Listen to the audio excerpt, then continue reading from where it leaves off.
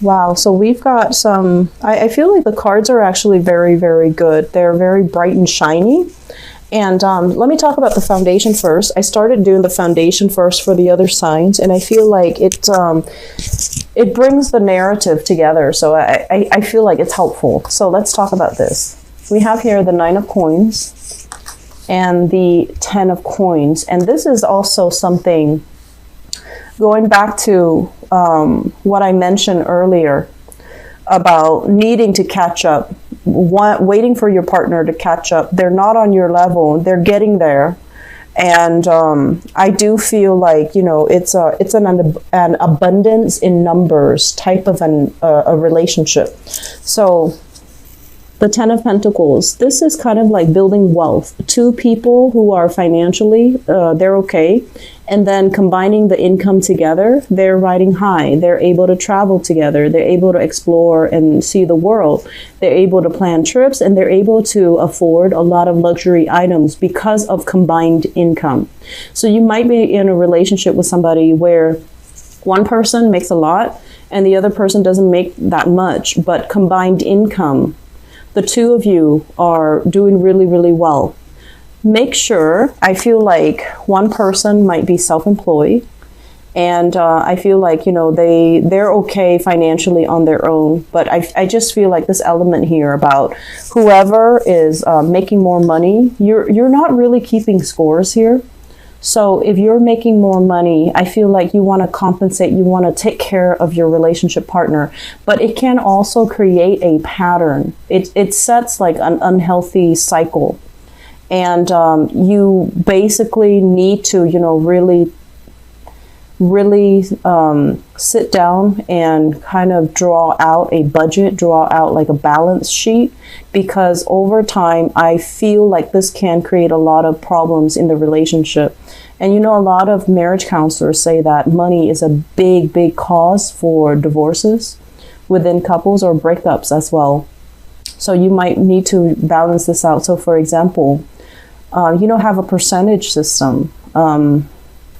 If you're making like 70% and the other person is making like 30, you know, make sure that your rent is calibrated or prorated so that it's fair for both parties.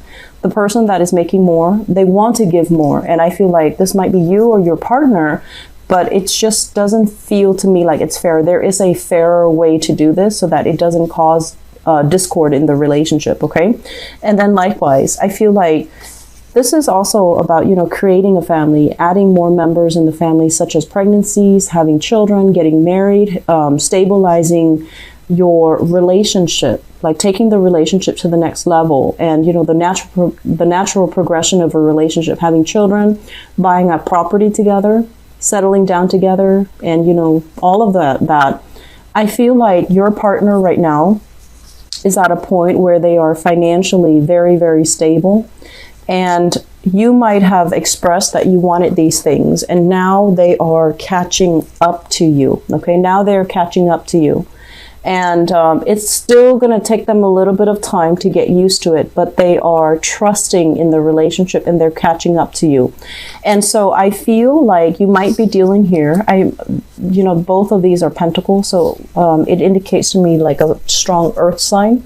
So this is a Taurus, a Virgo, or a Capricorn. I also feel some of you might have had like a missed connection with an earth sign in your past. You're now moving on and they want to reach out. For example, I feel like that energy coming through.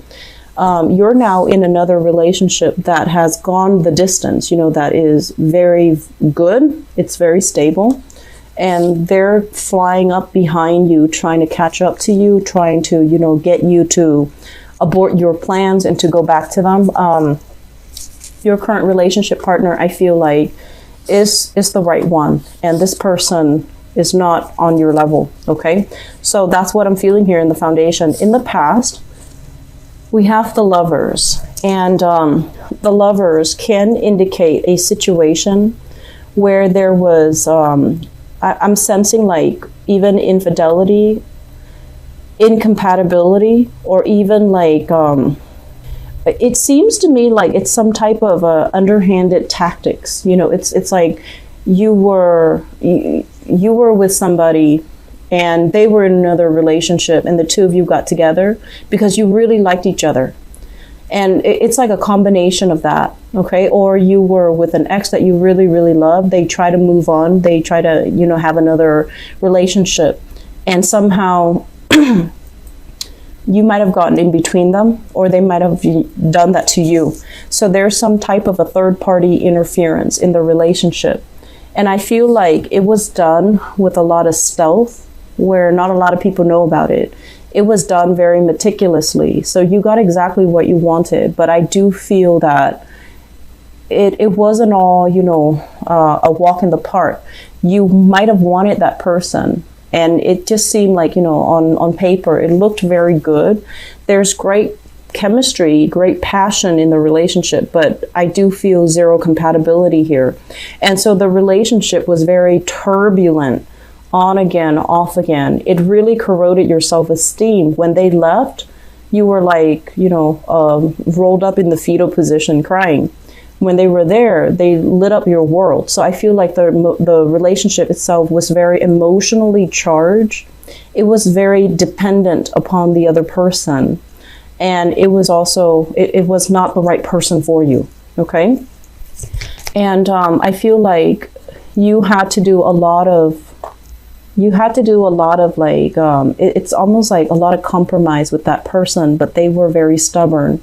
And I feel like you kind of lost yourself in the relationship. You compromised a little bit too much. And I always like do the Aries reading, asking you to compromise, but I feel like this was a relationship where you didn't know where you stand. You didn't know when enough's enough, because I feel like you're chemically, you know, drawn to the other person. It's passionate, it's very exciting, but I just feel like it's not the right person because there's a lot of innate incompatibilities here, okay? This is not seeing eye to eye. This is like a relationship that is based on attraction, on physical attraction, but very little else, and you might not have, you know, common goals and plans in life.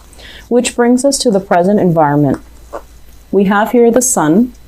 And I feel like some of you have already found another person. And I'm seeing as well, possibly another fire sign. So a Sagittarius, another Aries, or a Leo. And we also have, because they're kind of like you, there's also conflict coming into the picture. And I also feel like you are still very, very independent. You know, you have a partner that might be a lot more on the passive end. And so you want it to be exciting. You want it to be passionate and very, you know, like emotionally charged as well. But I feel like this person is not really standing their ground, and this person is a little bit more passive.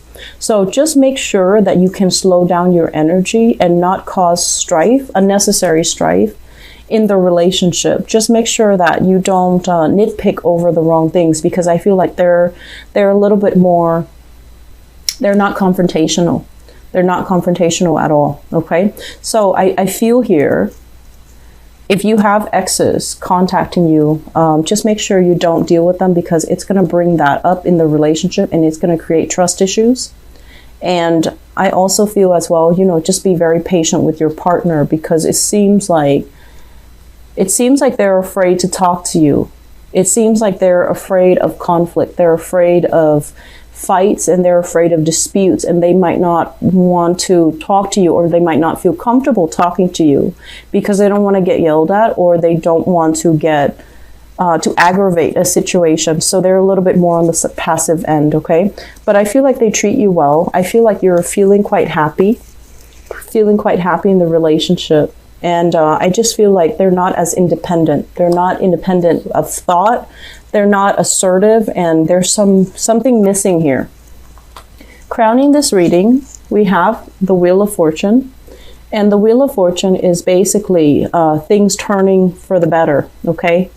It's in the upright position, so I do feel progress, movement, having a certain sense of like clarity regarding a relationship, and it is linked up here with an air sign. So we have here, this is an Aquarius, a Gemini, or a Libra, Sun, Moon, or Rising. When it shows up as the king, this is someone who's very, very intelligent.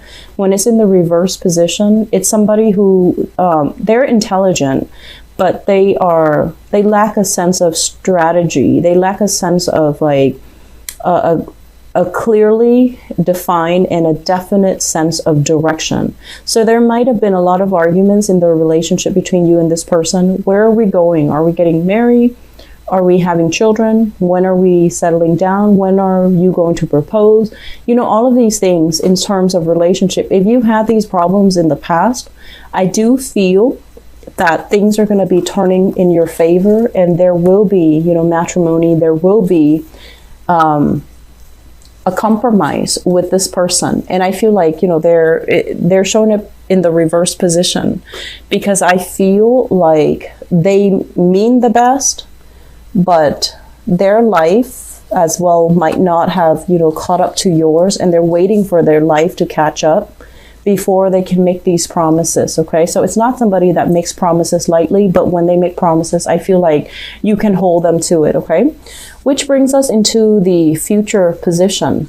We have here the Two of Wands, and the Two of Wands usually indicate some type of a physical rift, like an emotional or a physical disconnect between you and a person that you're dating. There might be additional travel and movement for you or your partner, and as a result of it, you might be kind of physically away from each other. And there can also be arguments and disputes as well because of exes, past energies. And I want to say, like, a lot of it is self-imposed, because I feel like you're measuring your new partner based on the standards from a past relationship. Be very careful about that. We need to start every new relationship with a clean slate. Of course, we learn from the past, but you're using criteria from a past person to measure the new person. And you're just like, why can't this person be as strong, as determined, as honest, as clear-headed, as intelligent, whatever the situation is? I feel like that's what's happening. And you're comparing apples and oranges, okay? People cannot be compared like that. And I honestly feel like there needs to be, you know, cords of attachments that needs to be released between you and an ex. So let things go. Otherwise, it will destabilize your current relationship, and it will create a situation where there is lack of consensus. There is, you know, no mutual plans to build a relationship. And then you find yourself emotionally and financially estranged. Emotionally and physically estranged from your current relationship partner. So there's conflict coming in.